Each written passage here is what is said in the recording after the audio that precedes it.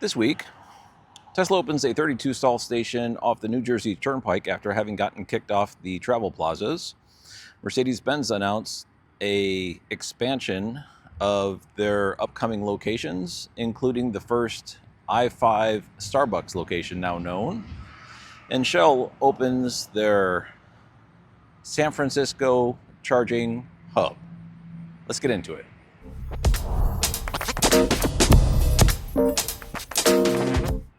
It was a very busy week, and I'm here at the Tesla Service Center in my community. It felt like an appropriate place in order to film this one because Tesla has multiple things going on here, which I'll get into in just a second. But I want to start with the Shell Recharge charging hub in San Francisco. Last week I mentioned that the second location had been spotted in the Los Angeles area in Torrance. And this week they officially announced their San Francisco charging hub open. It's on State Route 1, which if you've ever been across the Golden Gate Bridge where it dumps you into downtown, that's actually the 101, but it also branches off into State Route 1, which goes through the central portion of San Francisco through Golden Gate Park. And this charging hub is just on the other side of Golden Gate Park, about 2 blocks. It's offering 12 stalls, except the price is pretty darn high. It's 69 cents per kilowatt hour with a $2.50 session fee. And I know it's in downtown San Francisco and prices are generally high in San Francisco, but that is definitely at the top tier. $2.50 session fee and 69 cents per kilowatt hour. But it is open, offering 12 stalls right in the heart of the city. So kudos to Shell Recharge for opening that one. Check out this Tesla Supercharger station that has been spotted in Newport, Tennessee by viewer James S. This location is really amazing. It's at an A to Z stop convenience store with an attached Callaway's food restaurant. And everybody else watching, I have a new updated video on the Tesla chargers going in Newport, Tennessee. I'm going to give you a little quick look at the inside here. They've got this Callaway's. I'm hoping, I've ordered some food there, and the Callaway's is typically, thank you, is typically a nicer restaurant down here in Knoxville area. I don't know if it will be or not because I will be eating it after this video, but nice little quick grab and go stuff here. Give you a quick shot of the menu here so you can see.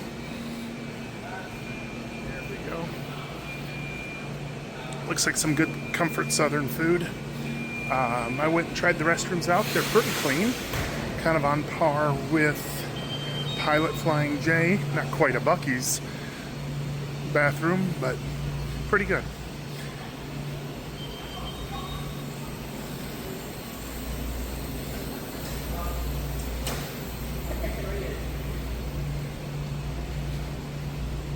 All right, we're gonna head out now and take a look at what we're here for, and that's the chargers. I was here a week, maybe 2 weeks ago, and the fences were still all up, and the fences were all still up, and fences are down. It looks like the bollards are put in. Everything's done. We're gonna take a look at it.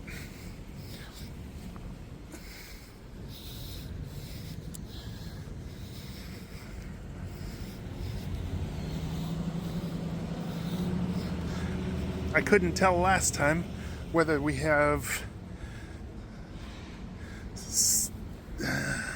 magic docks or not.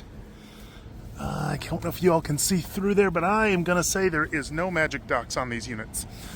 So we've got 3 cabinets.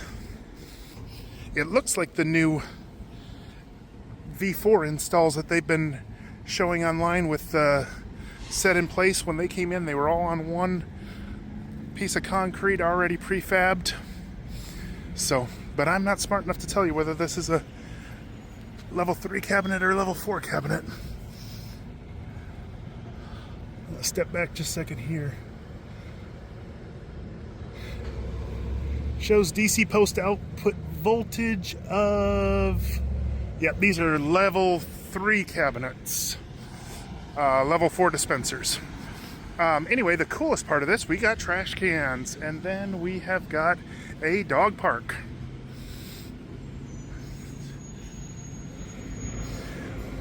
We've got tables to eat at.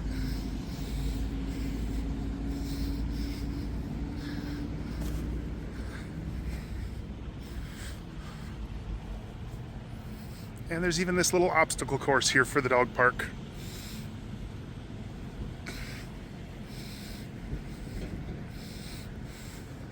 Little separate areas divided out where you can, I assume, have your dogs kind of to themselves and play.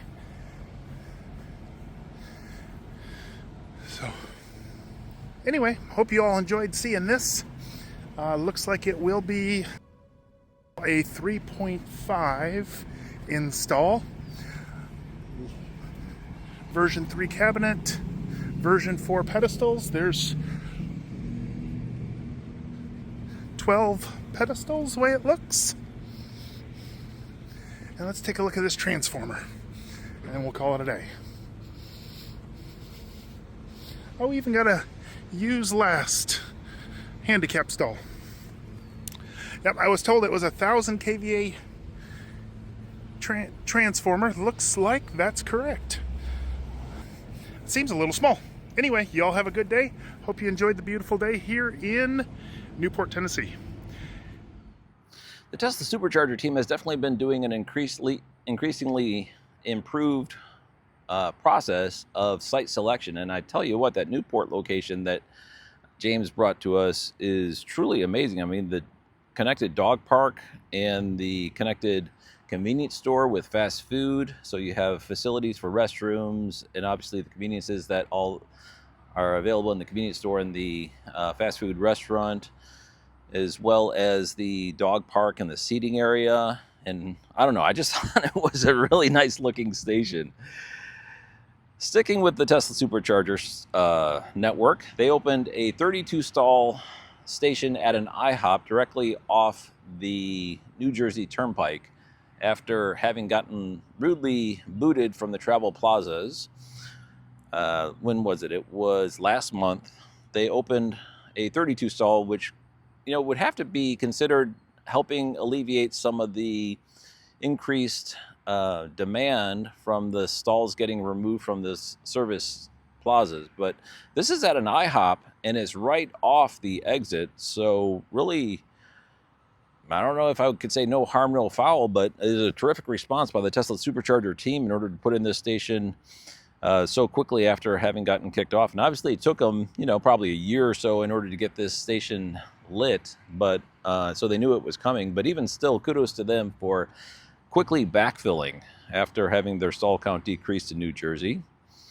Next, Mercedes-Benz starts expansion with 4 in the Upper East Coast. Because they were partnering with Buc-ee's for their initial builds, there was a little bit of criticism being levied at them that their stalls were, or their stations were just getting put into the Southeast United States and they weren't really taking care of the rest of the country. But now they've got 4 new stations on the build list in the Upper East Coast, and the first one at a Starbucks on I-5, among many others. But the I-5 one is in Red Bluff, California, and there's no longer Buc-ee's locations on their build list, so they seem to be forking away from that Buc-ee's partnership for some reason. At one point, they said they were going to be doing 55 Buc-ee's locations, which is basically the entire Buc-ee's portfolio. But now they've seemed to have done a pivot, and I think they're at 16 right now. They didn't just announce new locations. They also added those locations to Plugshare, because I was doing a Plugshare sweep and I started to find these Mercedes-Benz locations, because lots of times the stations are just listed in the Mercedes-Benz upcoming map with a city, but not a specific address, so you can't really dial in where those stations are going. But someone at Mercedes-Benz actually took the time to add the stations to Plugshare. So now we actually know the actual physical street address of each one of these upcoming locations as well. So take a look at the Mercedes-Benz map, and if you have a coming soon pip, you'll be able to dial it in to specificity looking at Plugshare also. And this week they also had an above average showing with 3 stations opening. The first one in western Delray Beach, Florida, near the Everglades at a shopping mall. They opened up a Buc-ee's in Terrell, Texas, and the Norfolk Premium Outlets in Norfolk, Virginia, near the really famous Chesapeake Bay Bridge and the Norfolk Airport. So it's a pretty good site selection. That area is pretty heavily traveled by many different people, and it's right near the airport also. So you got the rideshare people using it as well, and it's in a shopping mall. So you got local, so you got travelers, local people, and rideshare all looking at that station. So it's a very good site selection. Did open this past week. And last week we got a perspective from the BP Pulse LAX Gigahub load test from Eric Way, who was able to sign up for the event and actually attend. This week, let's hear from Ross O'Brien, the head of operations at BP Pulse North America, about his perspective on the event. So I'm here with Ross O'Brien, the head of operations for BP Pulse North America. And any thought about Canada or not yet? First things first, we're going to nail First the things US. first. Yeah, I've been hearing that a lot. Same thing Canada. over at Ayana. But I tell you what, some of the stations you guys have been putting out have been absolutely spectacular. I was talking to one of my friends last week, and I was saying actually the one at LAX, I've been looking at EV charging stations a good bit.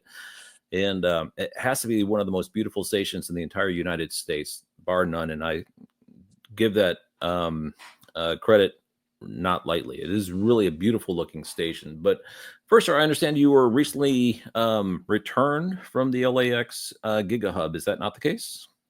Fresh off the plane, yeah, just got back. So we did it early last week, and the whole team was down there doing the stress test event. So yeah, fresh off it, feeling good.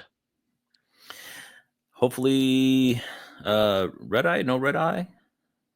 No, try to avoid that if possible. You know, I actually don't mind it because what you do is you go to sleep, take a long nap, and then when you wake up, you're there, and it kind of has its pros and cons, I suppose. But last time I was coming, pros. I think it's got more cons, personally.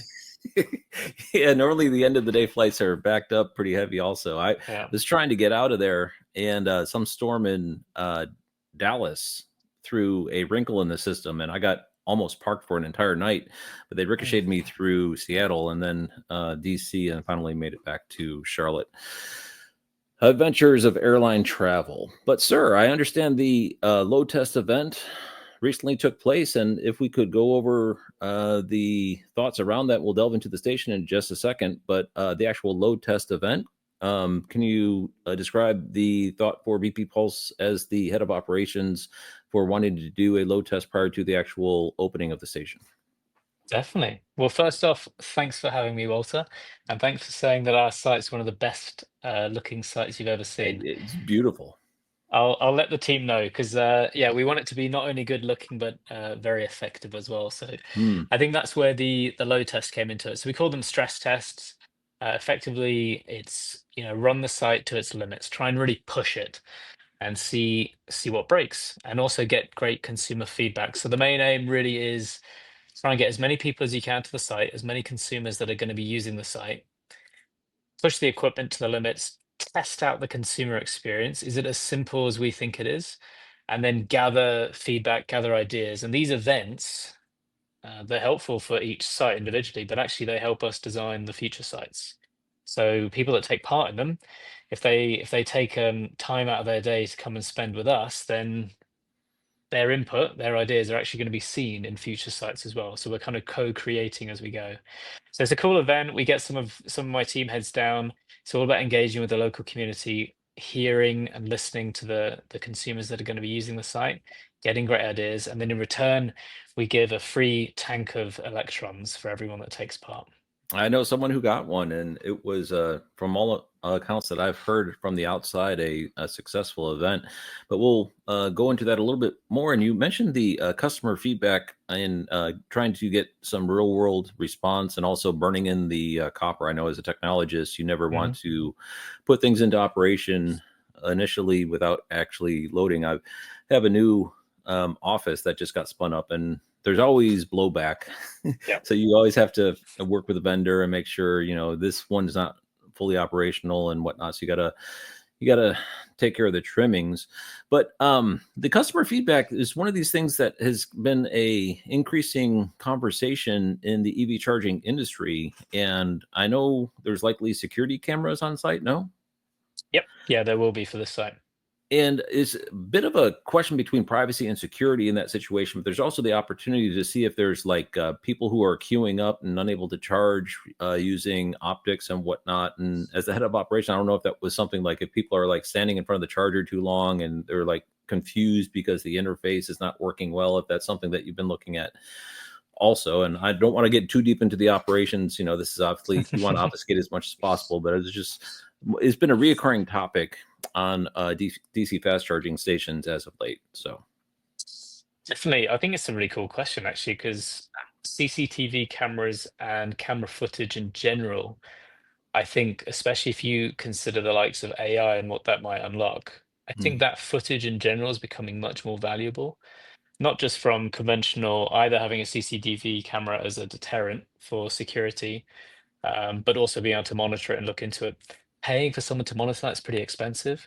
But if you have the recordings and you can go back and look at specific events, it's super helpful for an operations team, both to learn, but also to start to maybe predict certain events. And yeah, I think some of that footage and some of that camera access is going to be incredibly powerful when you start to layer on the likes of AI.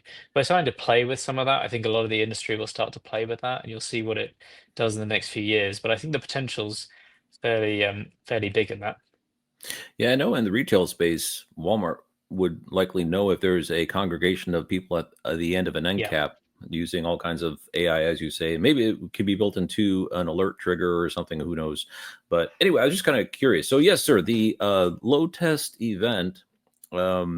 Its purpose was to burn in the hardware and get real world feedback. And so, can you tell us about the actual event and like how the attendance was and general reactions from the public? I would imagine that a lot of people showed up and their jaws were on the floor. Is like such an amazing station. They're like, and you got Alpitronic hyperchargers in the United States. We're starting to take it for granted, but it wasn't so long ago. Those were the holy grail of EV charging. Yeah, and so I think maybe if we take a step back, if you think BP Pulse is a global EV charging brand, big presence in China, Germany, the UK, and now the US. And we've seen utilization and EV uptake kind of follow the sun, if you like, across those countries in order, pretty much from China, Germany, UK, and now the US is following behind. So you get a view of what the future looks like if you look at China and Germany and the Mm, UK. very interesting. Yeah. Um, it's helpful to get an insight because I think while not everything's the same, you do get a view of the trend. But with that, um, we've got some really cool experience of what hardware works and what doesn't, and fundamentally, what consumer experience works. 'Cause if you look at the industry a few years back now, the consumer experience has failed EV drivers massively. And with the exception of one OEM that cracked it from the start, because I think they had the vision to realize it wasn't just about the vehicle, it was about the charging experience, then overall the industry I think has lacked a little bit on that. But everyone seems to be really upping their game, and Pulse being one of them is we're here to make charging helpful. And for us, that means it's safe, it's reliable, and it's simple to use. And that's really, those are our core guiding principles from a consumer experience point of view. And events like this go towards making that happen. It's why we choose the best hardware in the industry that we can get our hands on. And it's why we're designing sites the way we're designing them now, like you can see with LAX. Really beautiful. And the people who were flowing through the site during the load test, I'm guessing were generally positive about the site and the experience, or did a couple of people provide some critiques that you were not expecting? And Oh yeah, it was a bit of both, but we were asking for it. We oh, really okay. wanted everything. So we didn't just want a hey, come get a free tank of electrons and off you go. We really wanted to engage. I think something I love about this industry is that you get a lot of early adopters. We're still fairly early on in this game. Everyone's up for a chat. Everyone's got a great opinion to share. They've discovered a hack or they have a preference on this sort of amenity, and I think it's just great to talk it through because we, as an industry, don't have the single answer yet. It's still forming. And I think having those conversations is amazing. So we can get into some of the details on the day, but we had a huge amount of people come through, some great feedback, overall, incredibly positive about the site, and then got some really cool insights as to what we can do better as well. I think you were fortunate with the weather as well. From all accounts, Oh, it was a yeah. nice day. It's LA. It's always a nice day from what I know. Okay.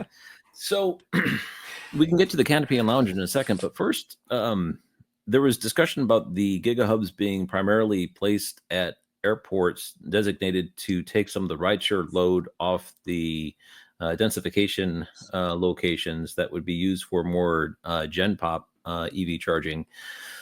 And if the Gigahubs are designed for rideshare people, is there anything that would help make those sticky customers with some kind of special offers, either for Hertz customers or rideshare customers or something like that, in order to really make those reoccurring customers? It's all about the customer. So I think this is a great question because it comes down back to the whole reason of why this particular site was built. If we think of Pulse, there are really three different formats of site, and they serve different needs. So BP Pulse, being lucky, we have access to the BP gas station real estate. So there's 8,000 sites that we have access to. So that's amazing real estate already that we can tap into. So we go through there and we pick the very best ones that'll fit the network plan across the US, focusing on the big metro areas where the main utilization will be and the main demand. So that's our first one, is we'll help retrofit some of the gas stations in the US. Then the second format you've got is once you've got the metros, let's bridge the US. So if you are going to do a cross-country trip, we have great real estate with Travel Centers of America. So I think they're in 44 states across the US. Again, you can take your pick and you'll be able to, you can plot a really great network now that goes coast to coast.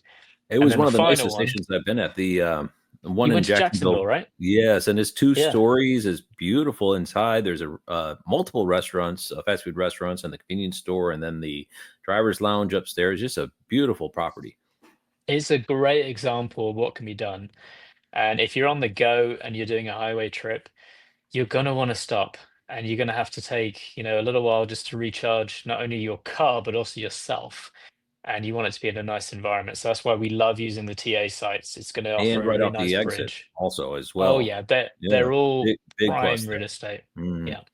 And I'm sorry, Um, sir, I interrupted. no, keep And going, keep going. no, no, no. You were saying the third location would be the Gigahubs, I'm assuming, or Yeah, the third location is Gigahubs. We put them at the big destinations, whether that be shopping malls or the likes of getting them close to airports. The airport ones are really focused on rideshare and getting those drivers what they need, which is a simple offer that is well priced and does what it says on the tin, and that's what a Gigahub will do. Okay, so what brought these to my attention is just the sheer Instagrammable images that these sites create, the canopy and the lounge. So, can you talk about the thought about going for a full experience with the lit canopy, the distinctive signage? I've been seeing about how a marketing company was engaged in order to help with the branding and the color palettes that we're using. It is a very extensive, very thorough approach to coming up with a brand identity, as well as the attached driver's lounge in this particular case, because it sounds like everything was thought through for what would be needed, and then it was actually delivered. Natively by BP Pulse. Normally, a CPO will plop something in, on the back end of a parking lot somewhere. This is the complete antithesis of that. I mean, basically everything an EV drivers have been asking for are delivered in this station. So, can you provide some insight into what it took in order to make this sale to upper management and actually deliver a postcard station like this? It takes a lot, and it takes a lot, not just a lot of thought, but a lot of effort from some very capable people. I think BP Pulse has the most capable team in the industry right now. We've got so many hand-picked people that have come in to deliver this mission. And to your point, it's around individuals really understanding and analyzing what is the consumer demand and what is the preference. How can we, if our mission is to make charging helpful, how can we make that happen for all these different consumer segments? So understanding that, really understanding that, spending time like we just spoke about these stress test events, getting to know our customers better and what the preferences are. And then it's about delivering on the fundamentals. Is the location great? Is it actually a convenient location. It's not 5 minutes down that way, it's right here. And it's located close to amenities that you want to use, for example, the airport or a Starbucks that you might want to go to as well. Not only the real estate, can you deliver on it when it comes to construction? Constructing in this industry is difficult with permitting applications and some of the varying design requirements across the states and the AHJs. We've got a great team doing that, and I think they showed what they can do with LAX. It's a really, really impressive site. I was And then after surprised to that, see it's all about operating. not only the build occur, but then the power get delivered. Oh And yeah, it and sounds that's like a it lot got of power. delivered. Yeah, it was very impressive. Yeah. Well, sir, not to lose focus on LAX, but a little birdie is telling me that ORD, not too far from you, is waiting in the wings as well. So let's stay focused on LAX. We'll get through the load test and the ribbon cutting and get a brand new marquee station delivered to EV owners here in the United States. Just absolutely beautiful. Love the work you and your team have been doing. Much appreciated. Congratulations on the successful load test event, and we look forward to the upcoming ribbon cutting. Ross O'Brien, the head of operations for BP Pulse North America. Thanks, guys. Thanks, Walter. Thanks, Ross, for providing that insider's perspective. We definitely have lots of good things coming up at BP Pulse recently and much more in the future for sure. I see several builds that look definitely marquee, and expansion seems to be continuing. Next, let's move on to Ayana. Matt from the Ocean View by MTN Ranger YouTube channel put together a video on the construction progress of the Raleigh Rechargery, which will be the third in the Raleigh-Durham area. So be sure to go over to his channel and take a look at the construction progress of the new Raleigh Rechargery, which will be added to the portfolio of Raleigh-Durham metro area rechargeries by Ayana, with the Apex, the first one, and the Gardner Rechargery. This will be the third one, called the Raleigh Rechargery. 2 rechargeries opened this past week from Ayana as well. They're also listing their experience center in the alternative fuels data center database, but it's kind of funny. They listed it as not a public site in all capital letters to keep people from coming and knocking on their door trying to use the chargers. But the first one is in Ohio, in a town that a couple of viewers chimed in with a pronunciation for me for. It's Massillon or Massillon, Ohio. I thought it was Massillon, but apparently it's Massillon or Massillon, Ohio. And also White Bear Lake, Minnesota. Both of those rechargeries opened this past week, so progress continues with Ayana. However, EVgo had probably the best week out of any CPO outside of Tesla. I mean, Tesla operates on a completely different plane of progress.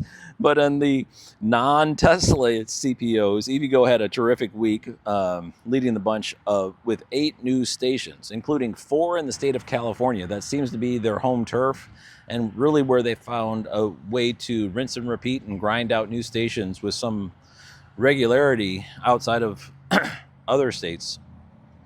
One of the stations is a 12-stall at the Sunrise Mall in Citrus Heights, California. And a couple of other ones to call out outside of California for folks who don't live in the state of California: Plainfield, Illinois; Greenville, South Carolina; Burlington, Massachusetts; and Fairview, Texas. All got new EVgo stations. And there was an interesting one in California at Pleasant Hill, California, where when you look at the pictures on Plugshare, it's obvious that EVgo is using their prefabbed casting, where they put a charger and a dispenser on a piece of concrete and ship the whole thing over to the charging site, and they plop it in. Very similar to the Tesla Supercharger prefab supercharger units, or PSUs, that Tesla uses to install in certain locations. So that was cool to see EVgo start to experiment with prefab. Pilot Flying J2 had another very good week, which was above average for them, opening 5 stations, 2 in the state of Florida, which had kind of been lingering because of NEVI holds and the state of Florida not really doing anything with NEVI, but applications having been submitted. So that seems to have all cleared now, and they opened 2 stations, one in Jasper on Interstate 75, where you're crossing over from Georgia into Florida. Jasper, Florida is right there, and so they opened that station. And a town called Midway on Interstate 10 headed towards Tallahassee. Those two opened. The second one in the state of Louisiana opened east of Baton Rouge on Interstate 12, and Walcott, Iowa, which is just on the other side of Interstate 80 from that really famous world's largest truck stop. So now we have a Pilot Flying J station just on the other side of the interstate from there. Lastly, Grand Junction, Colorado on Interstate 70 in the western portion of the state near the Utah border. And that whole Rocky Mountain region, which had been kind of dearth in a charging desert, has started to get filled in by Pilot Flying J. And I want to call this out because it's pretty remarkable. There are now 3 in the state of Colorado, 2 in Utah, 4 in Idaho, 3 in Wyoming, with more than half of those happening just in the past 2 months. So a pretty significant turn of events out there in the upper Rocky area of the country.